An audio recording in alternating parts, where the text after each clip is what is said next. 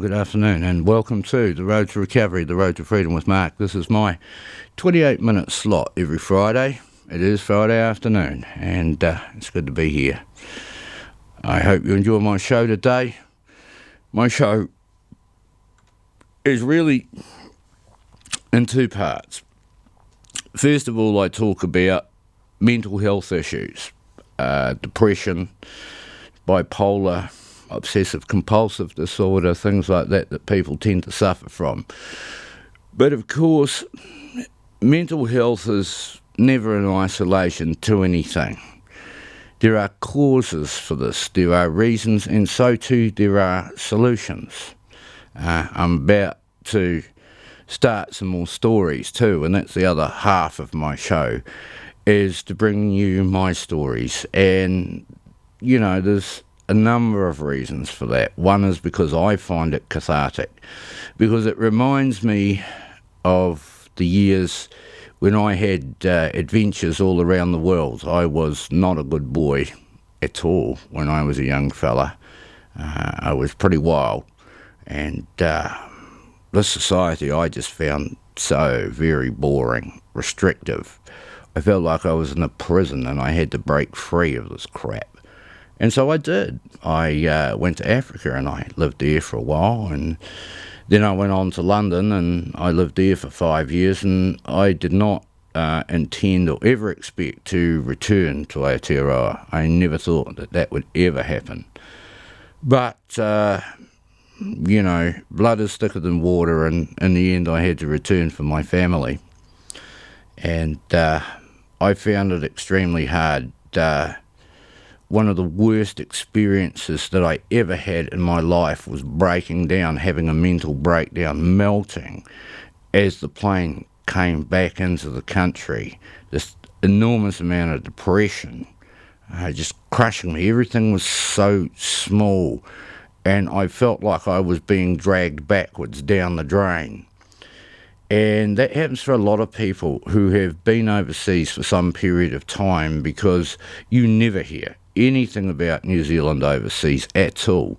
I mean, there is New Zealand House at the end of the Haymarket near Trafalgar Square in London, and they do help keep you in touch, and you hear a little bit about what's going on, but society continues to evolve, change and develop without you being aware of any of this going on.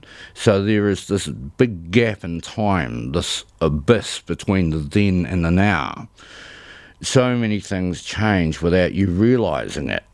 And, you know, I've been around for a while now, unfortunately, more than 50 years, and our society has completely changed in that period of time. It is a completely different country to the country that I grew up in.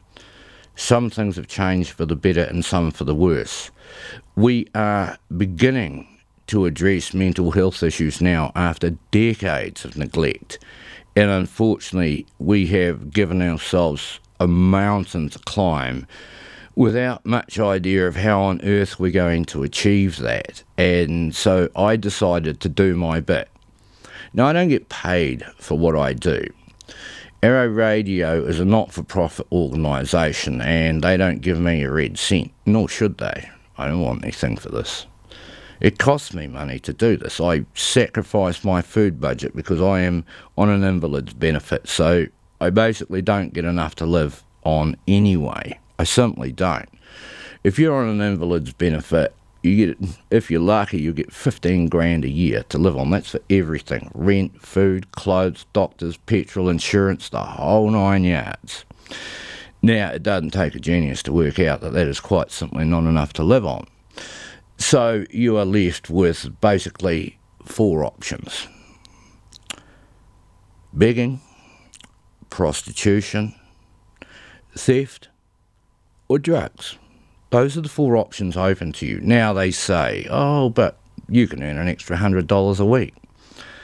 There is no one on God's good green earth is going to give me 1 day a week's work at minimum wage or better. 1 day a week? Nobody gives you a job for 1 day a week. They simply don't exist. You work any more than that, you lose your money. So you get penalised. And I worked out just last night that if I was working 3 days a week, which is, sort of the minimum that you would expect for someone to give you, I would be working for approximately $3.50 an hour. $3.50. Gross. Still got to pay tax out of that. So, where is the motivation? Where is the motivation to work 24 hours a week for $3.50? No one's going to do it. And that is the problem we find ourselves in. We need to find solutions, clever solutions to the problems that we have. And I am also talking about depression. Now, there are a few people in society that are better off, and there are some that are worse off. Specifically, I am talking about young Maori males who are overrepresented in every single bad statistic in this country. And I am talking about gangs, crime, drugs, prison.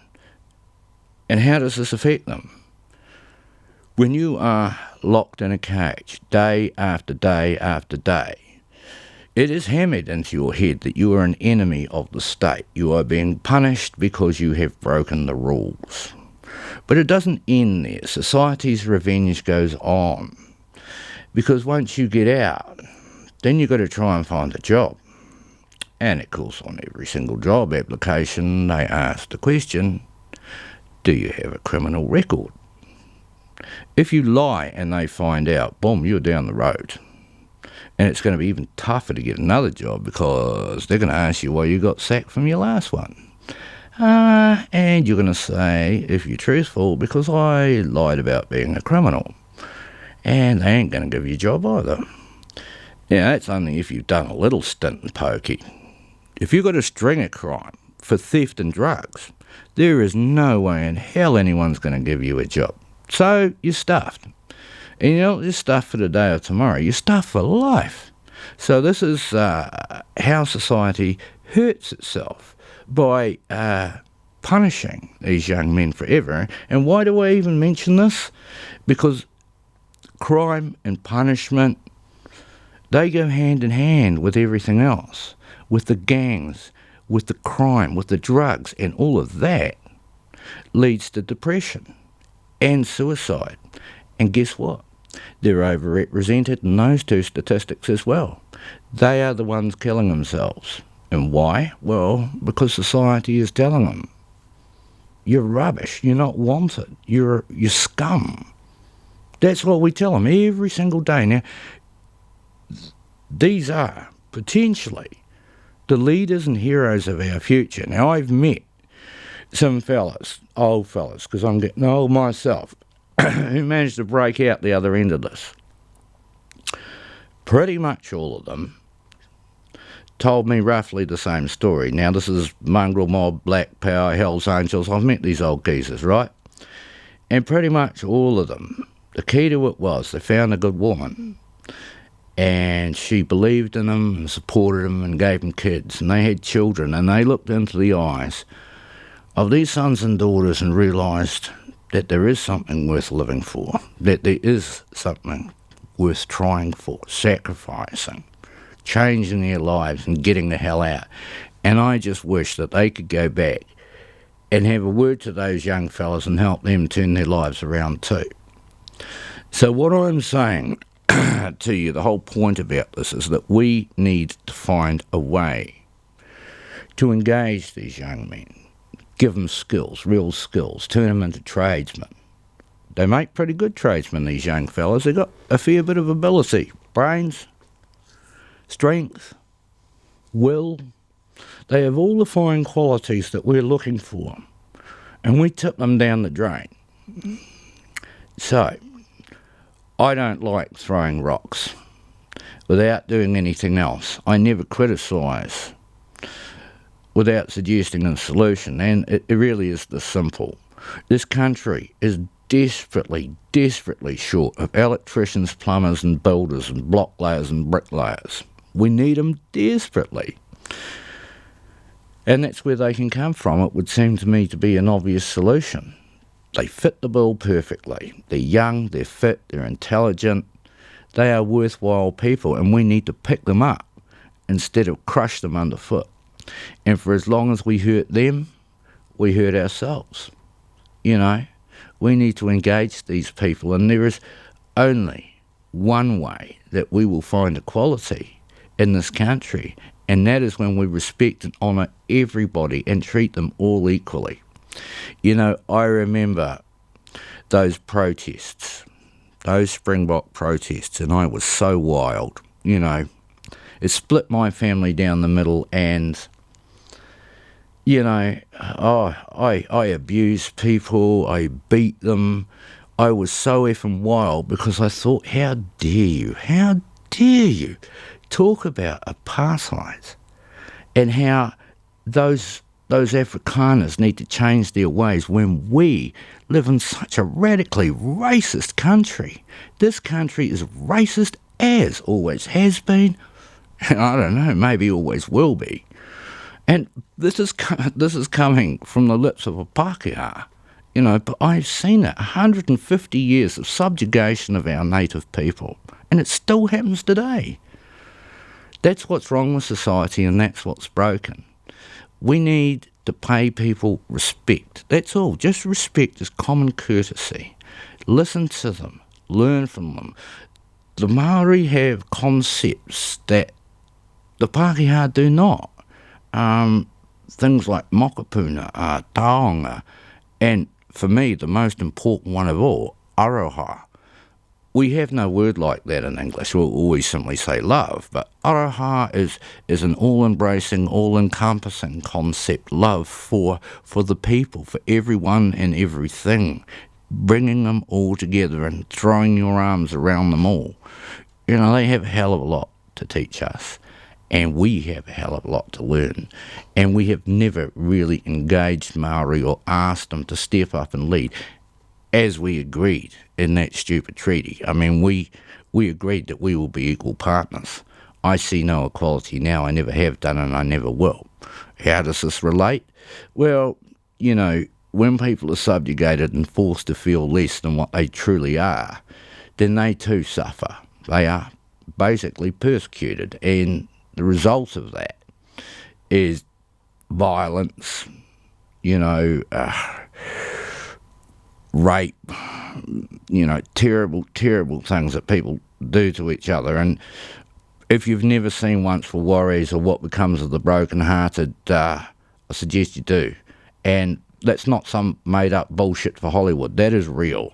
That is real. That's what happens. And you know, a lot of our fine young people die because of what they're subjected to, the mental health issues that they suffer. And when that happens, the shockwaves, the ramifications that radiate out through all of society, the number of people that are hurt, the families that grieve. There can't be too many people in this country who haven't at some stage been touched by things like this. It is absolutely heartbreaking to see young people die. There shouldn't be a single one of these people doing that. And I'll do what I can to try and save them. But you need to join me in that, because I can't do this alone. I need you. And how do you solve things? Simple.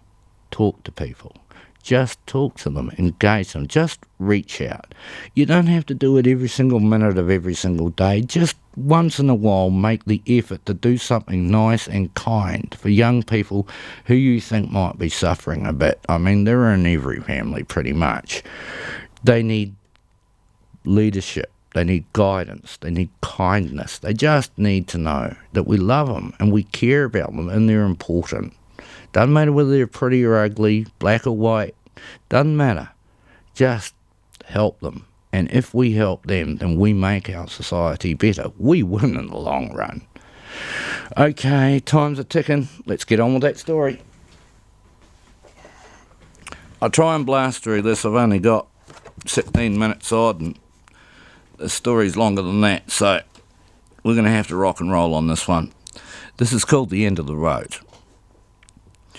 The West Coast has always held a fascination for me. from the 90 to the fjords of that spectacular side. The east has always been my favourite side, but the west always calls and challenges you. So I knew I had to go there, through the top gorge, the Buller, and out to the west coast at the top, but I was to be delayed unexpectedly. At the time I was living in Pahiatua with my dog Diamond, me and Diamond the dog. I had just finished doing up and selling my house in Wainui for a good profit, but ended up having a breakdown. I had then bought a ute, computer, a huge trailer for my friend Keith, and a few other bits and pieces. I then bought my shop and flat in Pahiatua, moved 17 trailer loads of junk in, and taken on looking after Diamond Dog, a crazy mongrel that seemed to suit me well. Excuse me. I took to retraining a dog, already 3 years old, and reading maps, dreaming and planning. With the dog, I really got into the outdoors and came up with the idea of going on an extending camping holiday with my hound. I kept coming back to the west coast on the map. I had not really been south of Westport on the road, and it soon became apparent the road was calling me.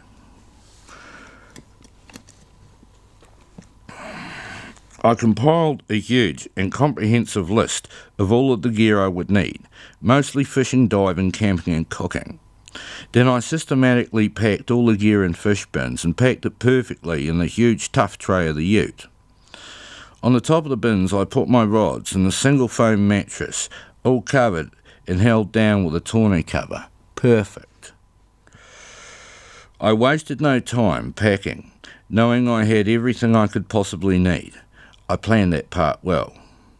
As for the journey itself, I had only planned to drive to Blenheim, then through Renwick, the Wairarapa, St Arnaud, then left after Murchison, down 65 to Springs Junction on the Lewis Pass, where I hoped to catch up with an old friend, Tar.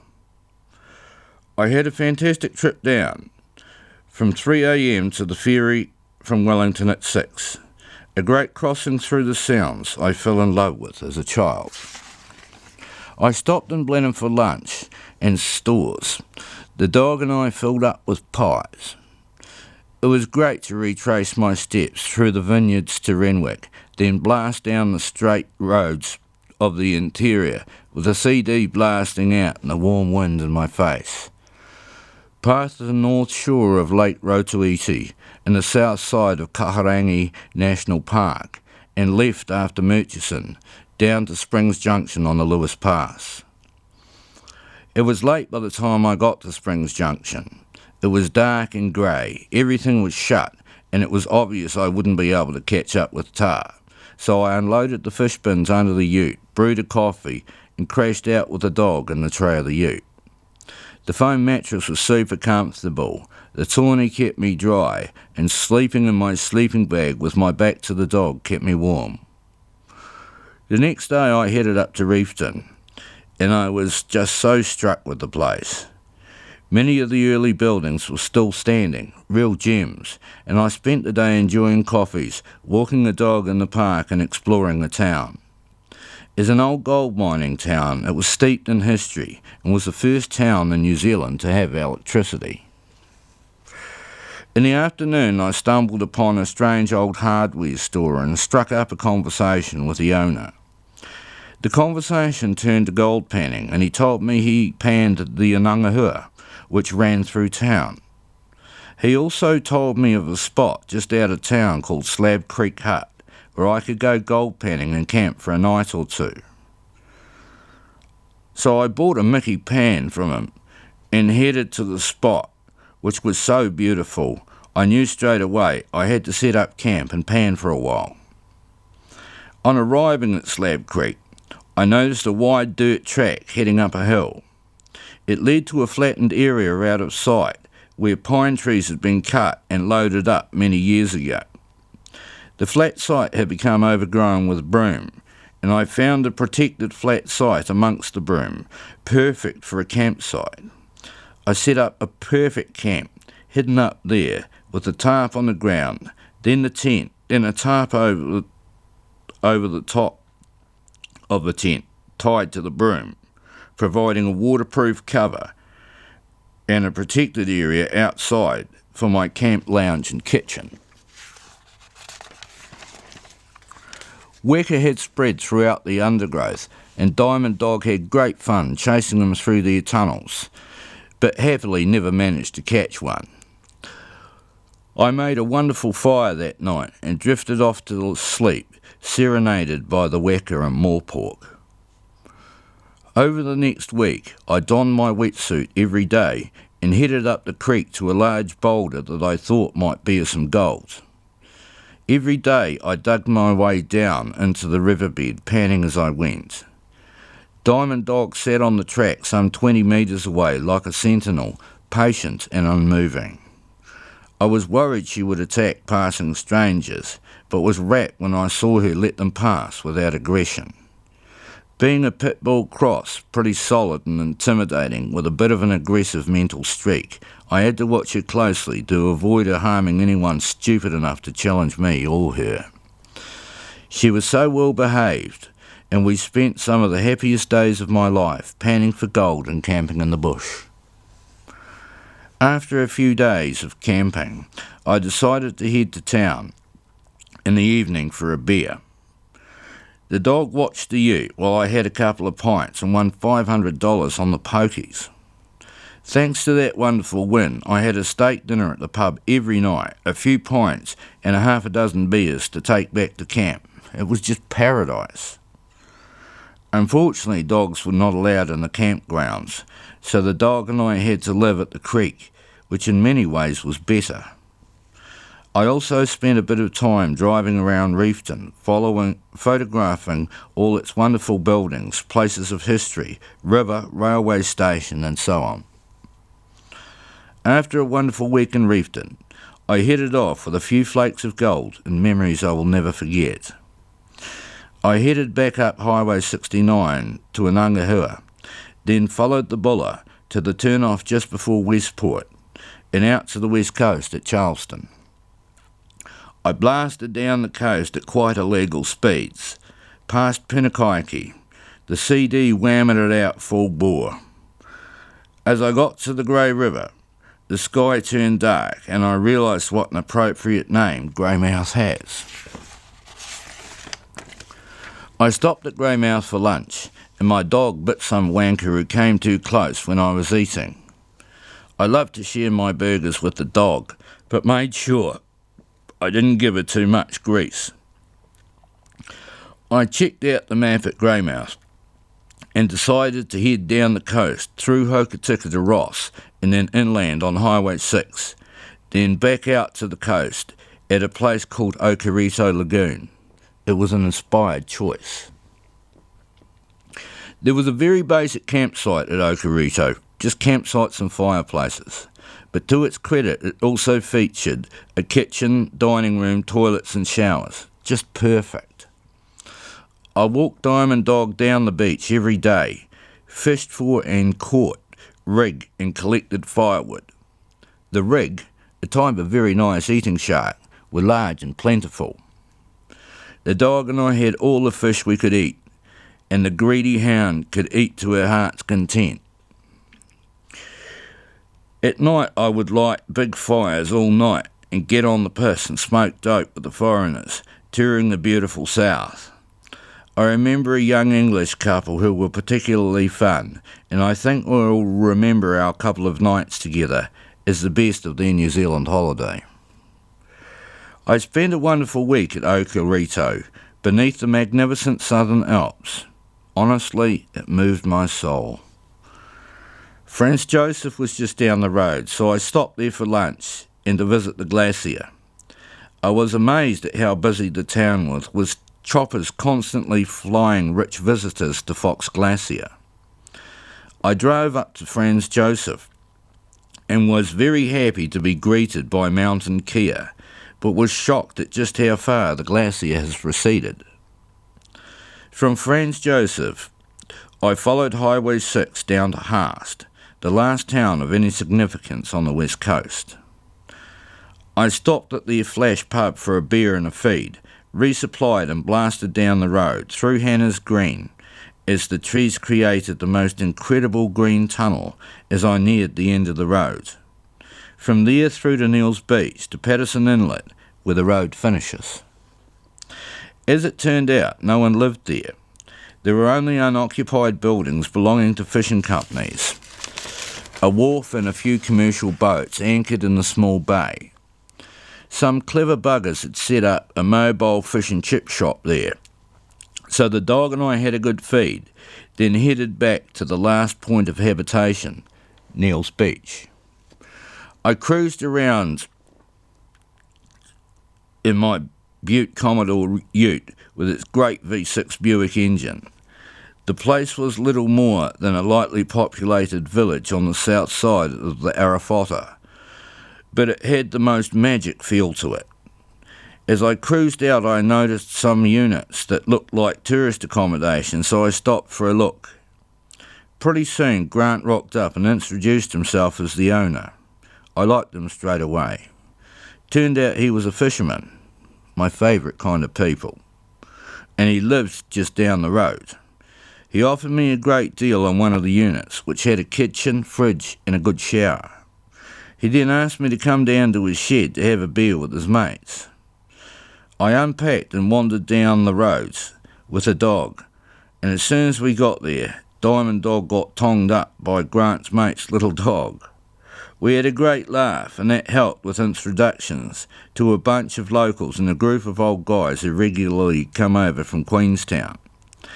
They were a great bunch of older guys who loved the West Coast, whitebaiting, fishing, eating crays and getting on the piss with their mates. Nice. We had a few beers and traded a few yarns. Then Grant invited me to come out the next day to pull a couple of cray pots for a feed. Of course, I jumped at the chance. The next day we cruised round the corner of Patterson Inlet and pulled 2 pots. I could not believe my eyes. In each pot there were about 18 magnificent buck crays. It took only 10 to 15 minutes to get back to the inlet, and we headed back to Grant's man cave and steamed a heap of crays in an amazing gas-fired steamer Grant had made out of a metal beer keg. Grant was not just a fisherman, but an incredibly capable mechanic and engineer and an entrepreneur.